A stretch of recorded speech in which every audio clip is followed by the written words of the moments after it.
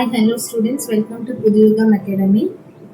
So நம்ம வந்து TNPSC syllabus ஃபுல்லாகவே school text book wise topics அதாமல் பார்த்துட்ருக்கோம். ஸோ அந்த வகையில் இன்றைக்கி வந்துட்டு பார்த்தீங்கன்னா 9th ஸ்டாண்டர்ட் பாலிட்டி தான் பார்க்க போகிறோம். Election, political parties and pressure groups. ஓகேங்களா?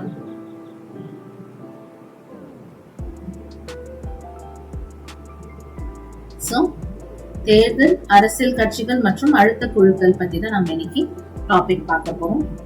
இது வரைக்கும் நீங்கள் நம்ம சேனல் சப்ஸ்கிரைப் பண்ணனா சப்ஸ்கிரைப் பண்ணிக்கோங்க அண்ட் அந்த பெல் ஐக்கானும் ப்ரெஸ் பண்ணிக்கோங்க. நம்ம சேனலில் பேட்சஸ் போயிட்டுருக்கு கைஸ். நீங்கள் சேரணும்னு விருப்பப்பட்டீங்கன்னா டிஸ்கிரிப்ஷனில் இருக்க நம்பருக்கு கால் பண்ணி டீட்டெயில்ஸ் கேட்டு you can enrol your batches. Okay, let's start the class.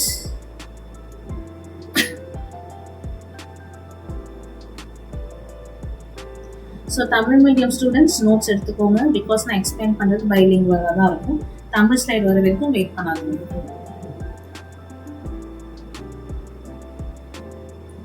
So இந்தியாவில் தேர்தல் முறை.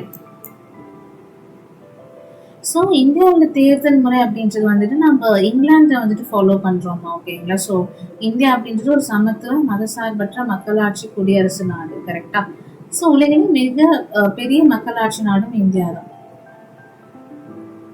அண்ட் நம்ம இந்தியா வந்துட்டு ரிப்பப்ளிக் ஆனது Jan 26, 1950. So part 15 article 324 to 329 பற்றி எலெக்ஷன்ஸ் பற்றி சொல்றாங்க. ஸோ உங்களுக்கு கொஸ்டின் எப்படி வரும்னா, தேர்தல் பற்றி சொல்லக்கூடிய ஷரத்து எதுன்னு கேட்பாங்க. 324 to 329 அண்ட் பகுதி எதுன்னு கேட்டாங்கன்னா பார்ட் 15. சரியா? Okay. So article 324. So article 324 என்ன சொல்றாங்கன்னா, நாட்டின் சுதந்திரமான நியாயமான தேர்தலை வந்துட்டு நடத்துறதுக்காக தன்னிச்சையான ஒரு அமைப்பு தான் இந்திய தேர்தல் ஆணையம். சரிங்களா? ஸோ அதுல ஒரு தலைமை தேர்தல் ஆணையர் இருப்பாங்க, 2 தேர்தல் ஆணையர்கள் இருப்பாங்க. 1 chief election commissioner and 2 election commissioners இருப்பாங்க. ஸோ இதான் வந்துட்டு ஆர்டிகல் 324ல சொல்லப்பட்டது.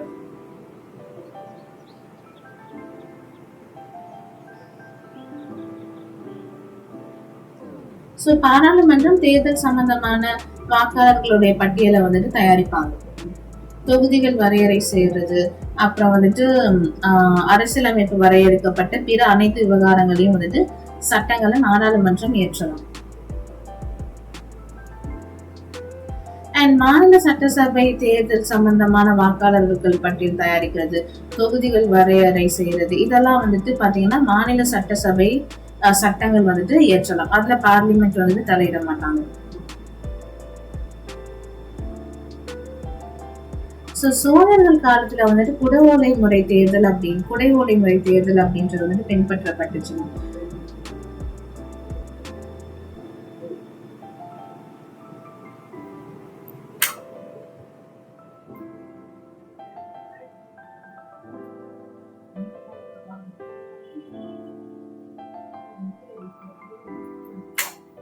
ஸோ அந்த காலகட்டத்திலேயே வந்துட்டு பார்த்தீங்கன்னா நம்ம வந்துட்டு டெமோக்ரஸியை வந்துட்டு ஃபாலோ பண்ணியிருக்கோம். ஸோ வந்துட்டு பார்த்தீங்கன்னா உத்திரமேரூர் கல்வெட்டு, ஓகேங்களா? உத்திரமேரூர் கல்வெட்டில் வந்துட்டு என்ன சொல்லப்பட்டிருக்குன்னா, குடவோலை முறை அப்படின்றது சோழர்கள் காலத்தில் ஃபாலோ பண்ணப்பட்டிருக்குன்னு சொல்லப்பட்டிருக்கு. என்னன்னா அந்த காலகட்டத்தில் வந்துட்டு தேர்தலில் நிற்கிறதுக்கு வந்துட்டு நீங்கள் ஒன்று லேண்ட் ப்ராப்பர்ட்டி வச்சிருக்கணும், இல்லைன்னா சொந்தமாக வீடு இல்லை நிலம் வந்துட்டு வச்சிருக்கணும், படித்தவங்களா இருக்கணுமா? சரிங்களா? ஸோ நீங்கள் வந்துட்டு எலெக்ஷனில் பார்ட்டிசிபேட் பண்ணலாம். அவங்க எல்லா பேரையும் வந்துட்டு பார்த்தீங்கன்னா எழுதி ஒரு அந்த பானையில் போட்டுருவாங்க. சரிங்களா? ஸோ எலெக்ஷன் அப்போ ஒரு சின்ன பையனையும் பொண்ணையும் கூப்பிட்டு அந்த பானையிலேருந்து ஒரு சீட் எடுக்க சொல்லுவாங்க. ஸோ யார் பேர் வருதோ அவங்க தான் வந்துட்டு அந்த டைம்ல வந்துட்டு பாத்தீங்கன்னா அந்த கிராமத்துடைய நிர்வாகி. ஸோ இதான் வந்துட்டு குடவோலை முறை அப்படின்னு சொல்லுவாங்க. சோழர்கள் காலத்துல ஃபாலோ பண்ணப்பட்டுச்சு.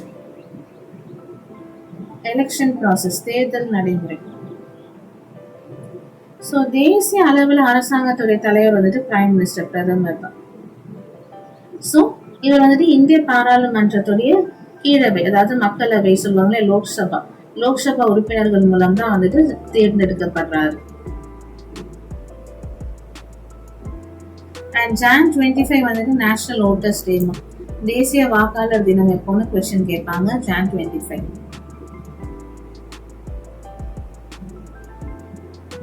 நான் மார்க் பண்றது எல்லாமே நீங்க வந்துட்டு நோட்ஸா எடுத்துட்டு இருக்கீங்க. ஓகேயா?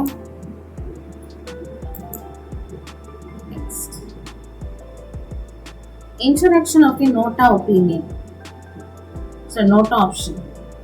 NOTA none of the above, மேற்கண்ட எவரும் இல்லை. ஸோ இது வந்து பாத்தீங்கன்னா வாக்காளர் தேர்தலில் வாக்காளர்கள் தேர்தலில் போகும்போது வேட்பாளர்கள் யாருமே வந்துட்டு எங்களால் தேர்வு செய்ய முடியல அப்படின்ற பட்சத்துல நோட்டா அப்படின்ற ஆப்ஷனை வந்துட்டு நீங்க செலக்ட் பண்ணணும். ஸோ இந்திய தேர்தல் நடத்தை விதிகள் 1961 படி 49 ஆஃப் O அதுபடி நம்ம நோட்டா யூஸ் பண்றோம். ஸோ இதுல கண்டக்ட் ஆஃப் எலெக்ஷன் ரூல்ஸ் அந்த ஆக்ட் எப்போ போட்டாங்கன்னு கேட்கலாம். 1961. நோட்டா எந்த ரூல்னு கேட்கலாம். So 2 types. Voters verified paper audit trail, வாக்காளர் சரிபார்க்கும் காகித தணிக்கை சோதனை, விவிபேட் மிஷின். ஸோ இந்த மின்னணு வாக்குப்பதிவு இயந்திரங்கள்ல வேட்பாளர் பெயருக்கு எதிரில் வந்துட்டு பாத்தீங்கன்னா நீங்க அந்த பட்டன் அழுத்துவீங்கல்லமா. ஸோ அப்படி அழுத்தினதுக்கு அப்புறமா உங்களோட வாக்கு வந்துட்டு பதிவாகி ஒரு சீட் மாதிரி வரும் இல்லையா. ஸோ அதுதான் வந்துட்டு இந்த விவிபேட். ஓகேங்களா, சீட். ஸோ இதை வந்துட்டு 2014ல இன்ட்ரடியூஸ் பண்ணிருக்கோம். ஸோ இதை எப்போ இன்ட்ரடியூஸ் பண்ணோம்னு கேட்பாங்க, அந்த அப்ரிவியேஷன் கேட்பாங்க. நோட்டா ஃபர்ஸ்ட் இன்ட்ரடியூஸ் பண்ணது 2014ல தான். அண்ட் நோட்டாவை இன்ட்ரடியூஸ் பண்ணதுல இந்தியா வந்து 14வது கண்ட்ரி. ஓகே,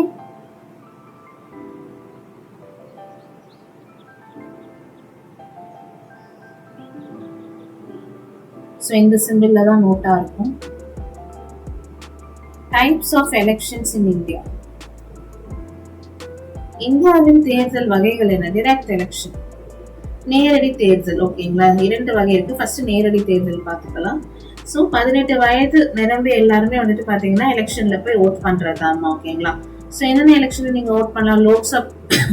லோக்சபா எலெக்ஷன், மக்களவை தேர்தலில் வந்துட்டு எம்பிஸ் நாடாளுமன்ற உறுப்பினர்களை தேர்ந்தெடுப்போம் இல்லையா, அதுல ஓட் பண்ணலாம்.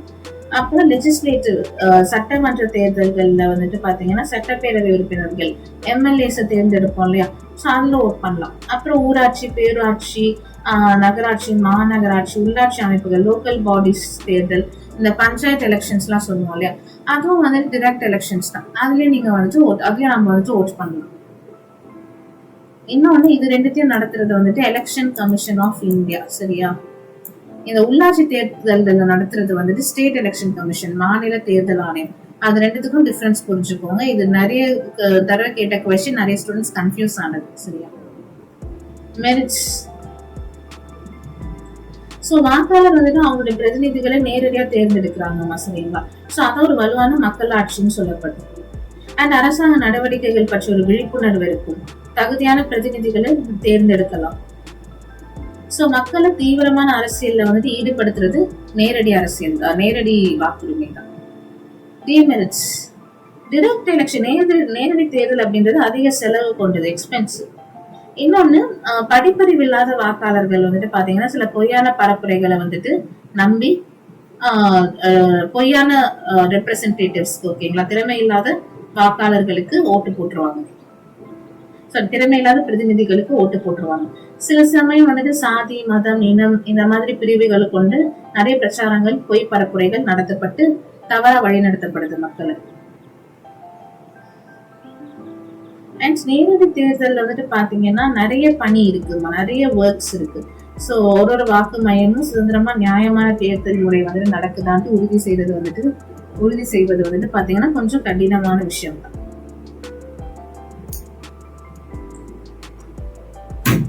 அண்ட் பணப்பட்டுவாடா செய்வாங்க சில அரசியல் கட்சிகள். ஸோ அது வந்துட்டு ஒரு தவறான விஷயம். அண்ட் தேர்தல் பரப்புரை போது சில நேரங்கள்ல வன்முறைகள் நடக்க வாய்ப்பு இருக்கு. ஸோ அப்போ மக்களுடைய அன்றாட வாழ்க்கை அப்படின்றது பாதிப்புக்குள்ளாகும். இதெல்லாம் டிரெக்ட் எலெக்ஷன்ஸோட டிஸ்அட்வான்டேஜஸ். இன்டிரெக்ட் எலெக்ஷன் பார்க்கலாமா? மறைமுக தேர்தல்.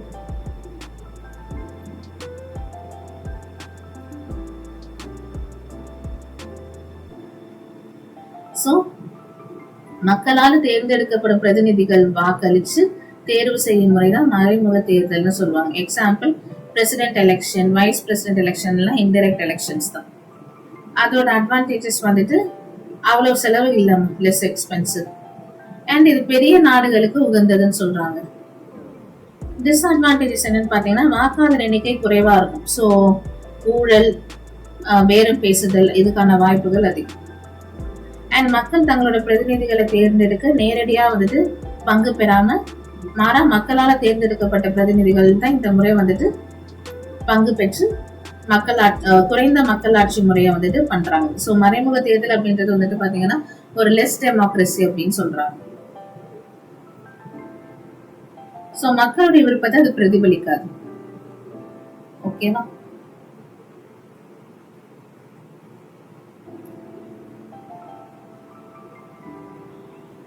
பொலிட்டிக்கல் பார்ட்டிஸ், அரசியல் கட்சிகள். So meaning of political party, அரசியல் கட்சினா என்னமா? சோ ஒரு அரசாங்கத்துல ஆதிக்கம் செலுத்துவது, தேர்தல்ல நேரடியா போட்டியிடுறது, மக்களை சந்திக்கிறது, ஓகேங்களா? தலைவர், செயற்குழு உறுப்பினர்கள், தொண்டர்கள், இந்த 3 அம்சங்களையும் கொண்டதான் ஒரு பொலிட்டிக்கல் பார்ட்டி. சோ பிரசிடென்ட் எலெக்ஷன்ல யாரெல்லாம் கலந்துக்கலாம்னு பாருங்க.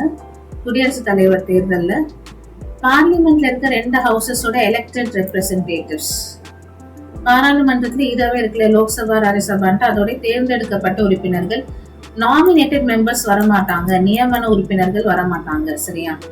அப்புறம் ஸ்டேட் லெஜிஸ்லேட்டிவ் அசம்பிளி, யூனியன் டெரிட்டரிஸோடைய எலெக்டட் மெம்பர்ஸ், இந்தியாவில் இருக்கிற அனைத்து மாநிலங்கள் யூனியன் பிரதேசங்களில் உள்ள தேர்ந்தெடுக்கப்பட்ட சட்டமன்ற உறுப்பினர்கள், இதுலயும் எலெக்டட் தான், நியமன உறுப்பினர்கள், நாமினேட்டட் மெம்பர்ஸ் வர மாட்டாங்க. சோ இப்படிதான் பிரசிடென்ட் எலெக்ஷன்ல ஓட் பண்ணுவாங்க.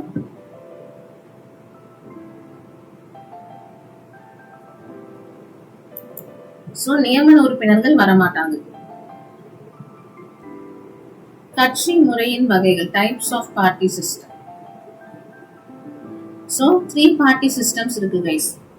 ஒரு கட்சி முறைனா சிங்கிள் பார்ட்டி சிஸ்டம், ஒரே ஒரு கட்சி தான் வந்துட்டு ஆள்வாங்க, சரிங்களா? சோ எதிர்கட்சிகள் வந்துட்டு பாத்தீங்கன்னா கிடையாது. Example China, Cuba, Soviet union இதெல்லாம். அப்புறம் 2 பார்ட்டி, ஏழு கட்சி முறை அப்படின்னா 2 முக்கிய கட்சிகள் மட்டுமே வந்துட்டு இருப்பாங்க. Example USA, UK. Multi party சிஸ்டம்னா 2க்கு மேற்பட்ட கட்சிகள் வந்துட்டு எலெக்ஷன்ல பங்கு பெறுவாங்க. Example India, Sri Lanka, France, Italy இதெல்லாம். சோ இந்தியால இருக்கிறது மல்டி பார்ட்டி சிஸ்டம், பல கட்சி முறை தான். அண்ட் இந்தியால இருக்கிற அரசியல் கட்சிகளின் வகைகள், தேசிய கட்சிகள், மாநில கட்சிகள்னு 2ஆ இருக்குமா.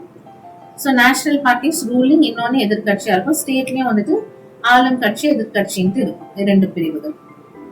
So national parties.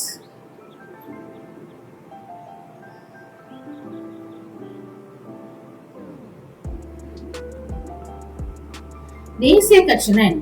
சோ ஒரு கட்சி குறைஞ்சது ஒரு 4 ஸ்டேட்ஸ்லயாவது மாநில கட்சி அந்தஸ்து வந்துட்டு பெற்றிருக்கணும். சோ அதான் வந்துட்டு தேசிய கட்சி அப்படின்ட்டு வந்துட்டு சொல்லுவாங்க. அண்ட் எல்லா அரசியல் கட்சிகளும் இந்திய தேர்தல் ஆணையத்துல பதிவு செஞ்சு ரெஜிஸ்டர் பண்ணிருக்கணும். சோ இந்திய தேர்தல் ஆணையம் வந்து எல்லா கட்சிகளையும் சமமா தான் வந்துட்டு பார்ப்பாங்க. தேசிய கட்சிகளுக்கும் மாநில கட்சிகளுக்கும் சில சிறப்பு சலுகைகளும் வந்துட்டு ஸ்பெஷல் ப்ரொவிஷன்ஸும் வழங்கப்படுது. பிகாஸ் இந்த கட்சிகளுக்கு தனித்தனி சின்னங்கள் வழங்கப்படும். சோ அந்த கட்சியோட அதிகாரப்பூர்வ வேட்பாளர் மட்டும்தான் அந்த கட்சியோட சின்னத்தை வந்துட்டு உபயோகிக்க முடியும். சோ 2017 படி 7 தேசிய கட்சிகள் அங்கீகரிக்கப்பட்டிருக்கு. நெக்ஸ்ட் ஸ்டேட் பார்ட்டிஸ், மாநில கட்சிகள். சோ 7 தேசிய கட்சிகளை தவிர மாநிலங்கள்ல இருக்கிறது எல்லாமே மாநில கட்சிகள் தான். சோ இத பிராந்திய கட்சிகள் அப்படின்னு சொல்லுவாங்க. சோ மக்களவை தேர்தல்ல இல்ல மாநில சட்டமன்ற தேர்தல்ல ஒரு குறிப்பிட்ட இடங்களை வந்துட்டு வெற்றி பெற்ற கட்சி தான் வந்துட்டு பாத்தீங்கன்னா மாநில கட்சி. Recognition to the parties.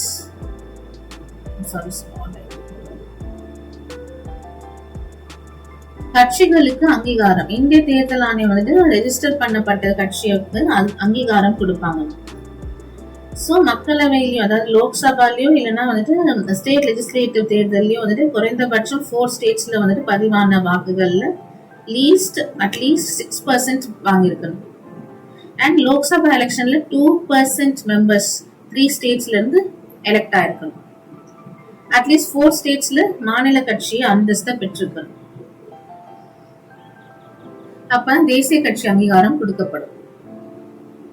Next அரசியல் கட்சிகளின் செயல்பாடுகள்.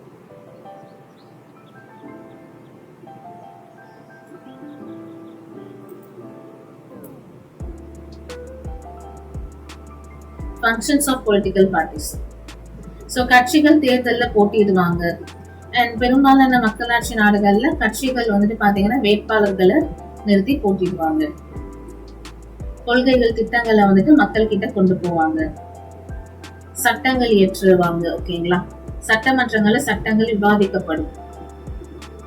அண்ட் அரசியல் கட்சிகள் தான் அரசாங்கத்தை அமைச்சு வழி நடத்துறாங்க.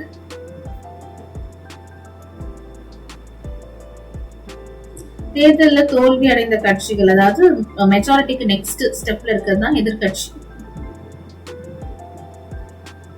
சோ மக்கள் கருத்திற்கு அரசியல் கட்சிகள் வடிவம் கொடுக்குறாங்கன்னு சொல்றாங்க. அண்ட் ஒரு கவர்மெண்ட்டுக்கும் மக்களுக்கும் இடையே இருக்க பாலம் தான் வந்துட்டு பொலிட்டிக்கல் பார்ட்டிஸ். சோ எதிர்கட்சியோட ரோல் ஆஃப் ஆப்போசிஷன் பார்ட்டி என்ன?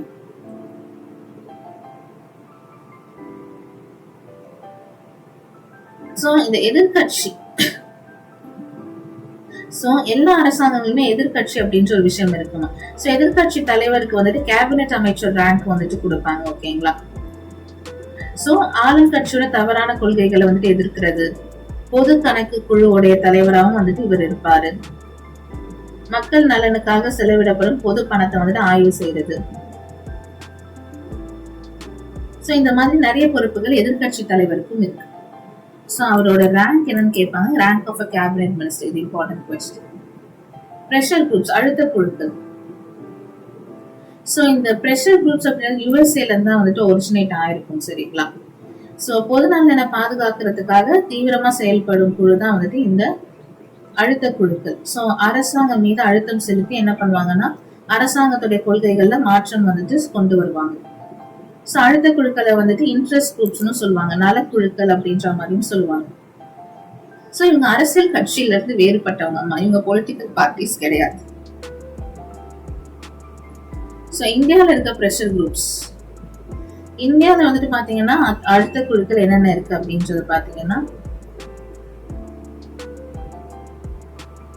பிசினஸ் குரூப்ஸ், வணிக குழுக்கள், தொழிற்சங்கங்கள், விவசாய குழுக்கள், தொழில்முறை குழுக்கள், மாணவர் அமைப்புகள், மத அமைப்புகள், பழங்குடி அமைப்புகள், மொழி குழுக்கள், கோட்பாடு அடிப்படை குழுக்கள், சுற்றுச்சூழல் பாதுகாப்பு குழுக்கள்.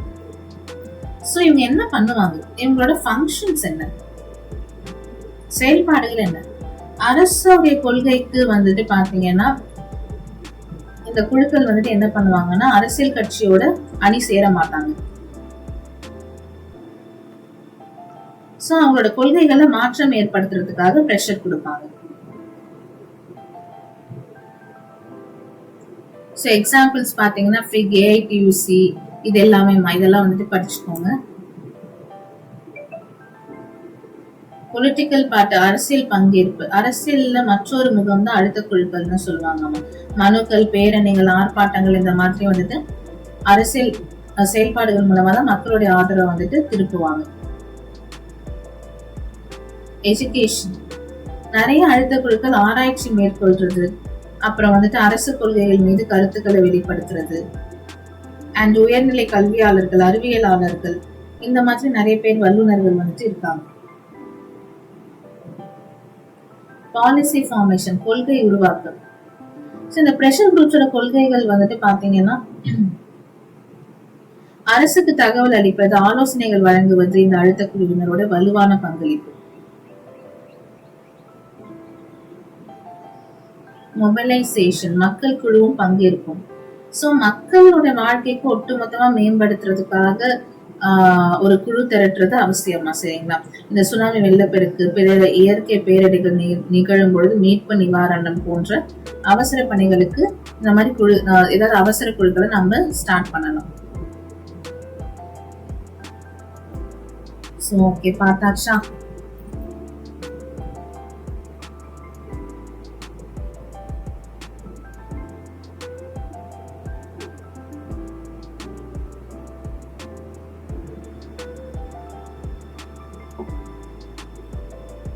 ஸோ இந்தியாவில் தேர்தல் அப்படின்றது எந்த பார்ட், எந்த ஆர்டிக்கல் கேட்பாங்கம்மா? சரியா? அண்ட் தேசிய வாக்காளர் தினம் எப்போ? இந்த டிபியூனோ பாக்ஸ்லாம் கண்டிப்பாக படிச்சுக்கணும். நோட்டா வந்துட்டு எந்த விதிப்படி வந்துச்சு, எந்த சட்டப்படி வந்துச்சு, விவிபேட் எப்போ வந்துச்சு, நோட்டா எப்போ வந்துச்சு? ஓகேங்களா? டிரெக்ட் எலெக்ஷன்னா என்ன, இன்டெரக்ட் எலெக்ஷன்னா என்ன, அதோட மெரிட்ஸ் என்ன, டிமெரிட்ஸ் என்னன்னு படிச்சுக்கணும். ஸோ அழுத்த குழுக்கள் வந்துட்டு பார்த்துக்கோங்க. போதும். ஓகேவா? இப்போ புக் பேக் ஆன்சர்ஸ் போயிடலாமா? நீங்க 30 செகண்ட்ஸ் டைம் எடுத்துட்டு கூட சொல்லுங்கம்மா.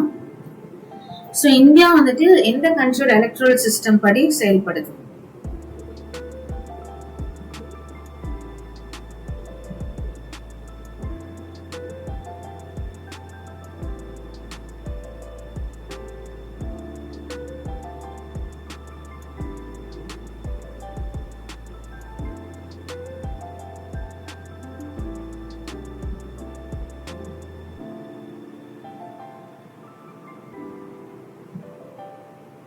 ஸோ அது யூகே, இங்கிலாந்து.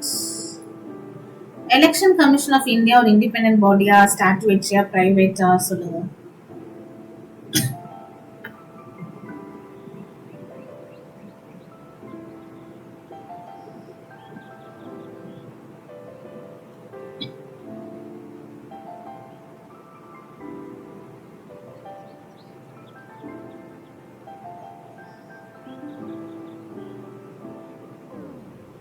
ஸோ இண்டிபெண்டன்ட் பாடி தான்.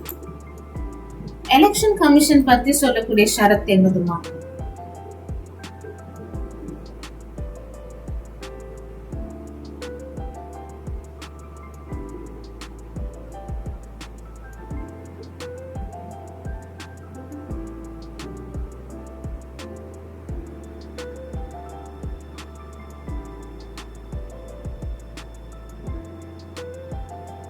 So article 324. எலெக்ஷன் பத்தி எந்த பகுதியில சொல்லப்பட்டிருக்கு இந்தியன் கான்ஸ்டிடியூஷன்ல?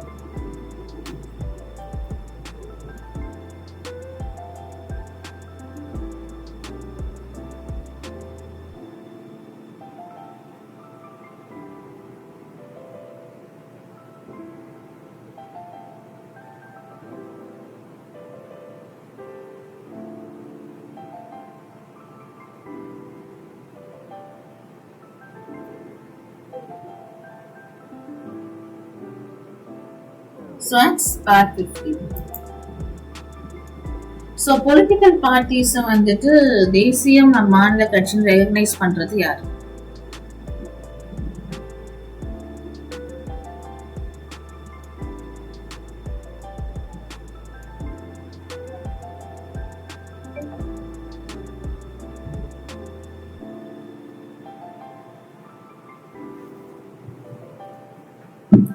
ஸோ அங்கீகரிக்கிறது எலெக்ஷன் கமிஷன். கூற்று காரணம் பாருங்க, Indian constitution provides for an independent election commission. ஆமா, தன்னிச்சையான தேர்தல் ஆணையம் தான். எதுக்குன்னா வந்துட்டு அப்பதான் நான் நியாயமான தேர்தல்களை நடத்துறதுக்கு. சரிதாம்மா. நோட்டா வந்துட்டு எந்த வருடம் வந்துட்டு இன்ட்ரடியூஸ் பண்ணாங்க கைஸ்?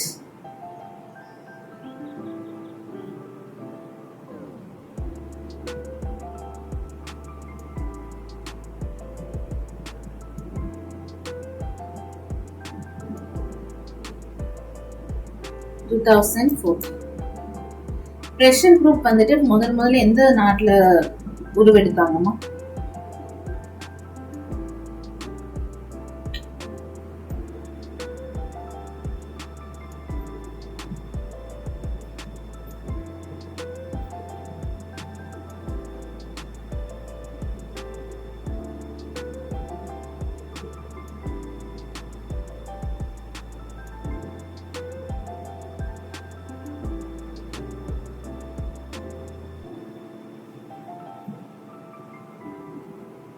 ஸோ யூஎஸ்ஏல தான்.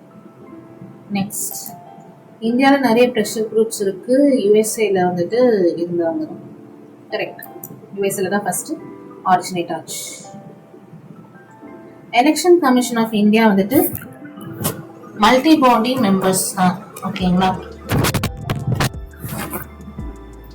ஸோ அதாவது த்ரீ மெம்பர்ஸ் இருப்பாங்க. ஒரு chief election commissioner, 2 election commissioner. So 3. National ஒரு தேசிய வாக்காளர் தினம் எப்பமா கடைபிடிக்கப்படுது? Jan 25. இந்தியாவில் பல கட்சிகள் திட்டம், மல்டி பார்ட்டி சிஸ்டம் ஃபாலோ பண்றோம். 2017 படி எத்தனை தேசிய கட்சிகள் இருக்குன்னா 7 தேசிய கட்சிகள் இருக்கு. நர்மதா பட்ச ஆந்தோலன் அப்படின்றது ஒரு அழுத்த குழு, பிரஷர் குழு. மேட்ச் பண்ணுங்க. நேஷனல் பார்ட்டி 7 இருக்கா? ஒரு கட்சி முறை வந்துட்டு சைனா, 2 பார்ட்டி சிஸ்டம்னா யூஎஸ்ஏ, ப்ரெஷர் குரூப் வந்துட்டு ட்ரேட் யூனியன், தொழிற்சங்கம். இதெல்லாம் ஷார்ட் ஆன்சர்ஸ் தான். மேட்ச், பிலிப்ஸ், சூஸ், கூற்று காரணம் என்ன பார்த்தாச்சா? ஓகே, ஸோ எல்லாமே பார்த்துட்டோம் guys. Thanks a lot for வாட்சிங். நெக்ஸ்ட் கிளாஸ்ல பார்க்கலாம்.